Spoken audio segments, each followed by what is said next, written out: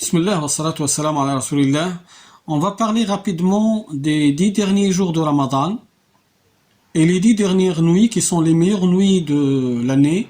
Le prophète sallallahu alayhi wa sallam, certes, intensifie ses adorations pendant ces jours et ces nuits par les prières nocturnes, par la lecture du Coran, par le dhikr et par la générosité. Il est le plus généreux pendant ces jours et ces nuits de Ramadan. Le musulman, il prend l'exemple du prophète sallallahu alayhi wa sallam discrètement, sans ostentation, sans montrer ses actions et sans aussi que ça soit au détriment des autres, c'est-à-dire pour lire le Coran, il va mobiliser 2-3 personnes qui vont faire les tâches à sa place, il va pas faire son travail convenablement, etc. Donc tout ça c'est à éviter. Être autonome, faire son travail, ne pas déranger les autres, juste pour avoir le temps donc de lire le Coran.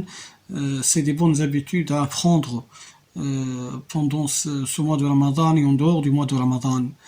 Ce qui est important, chers frères, chères sœurs, à aussi comprendre, c'est que beaucoup parmi nous aujourd'hui, ou bien ils travaillent en ces 10 derniers jours, donc ils travaillent dur, ils n'ont pas la possibilité de veiller la nuit, ils n'ont pas la possibilité peut-être de lire tout le Coran, il y en a qui sont malades, il y en a des femmes qui élèvent des enfants en bas âge, et tout cela ont besoin d'une réflexion, d'un soutien, et on leur explique que il n'y a pas que la lecture du Coran et la prière de la nuit à faire pendant ces jours 10 derniers jours de Ramadan. Et aussi, il vaut mieux, avant de penser à ces actes-là, à ces actions-là, faire un repentir sincère peut-être, s'éloigner des péchés, changer son comportement, parce que ça sert à quoi de lire le Coran et de faire le contraire de ses enseignements? Ça sert à quoi de faire l'istighfar, de demander le pardon d'Allah subhanahu wa ta'ala, alors que avec le cœur on renie? Ça sert à quoi de faire un dhikr et l'istighfar, demander à Allah subhanahu wa ta'ala de nous pardonner alors qu'on insiste sur le péché? Donc commençons d'abord par fuir les péchés, fuir nos mauvaises habitudes, enterrer nos animosités, enterrer nos envies, rendre les droits aux ayants droit, corriger son comportement, ne pas faire le rappel du bien qu'on fait aux autres, et après quand on lit le Coran, Inch'Allah, on va avoir la récompense complète, et quand on fait l'istighfar, Allah subhanahu wa ta'ala, il va nous pardonner, et quand on va faire le dhikr, il va élever notre rang.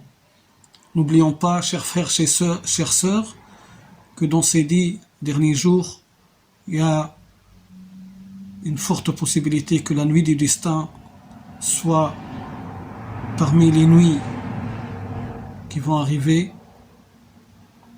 Elle peut être dans ces 10 dernières nuits, et cette nuit, c'est une nuit où le musulman la recherche pour demander bien sûr le pardon d'Allah subhanahu wa ta'ala. Allahumma innaka afuwun tuhibbul afwa fa'fu anna. Faire beaucoup ce dua avec insistance et avec soumission à Allah subhanahu wa ta'ala, et avec un repentir sincère, et en fouillant les péchés. Aussi, cette nuit, elle est recherchée parce que les actes d'adoration sont multipliés. Khayrun min alfi shahr. Donc tout ce qu'on peut faire comme bonne action a beaucoup de valeur dans cette nuit de Al-Qadr. Donc faisons ce que nous pouvons avec sincérité, et en demandant l'acceptation d'Allah Azza wa Jal, que Allah accepte de nous. نسأل الله سبحانه وتعالى أن يوفقنا وأن يغفر لنا وأن يرحمنا، وأقول قولي هذا وأستغفر الله لي ولكم فاستغفروه إنه هو الغفور الرحيم. وصل اللهم وسلم على عبدك ونبيك محمد وعلى آله وأصحابه أجمعين. والسلام عليكم ورحمة الله وبركاته.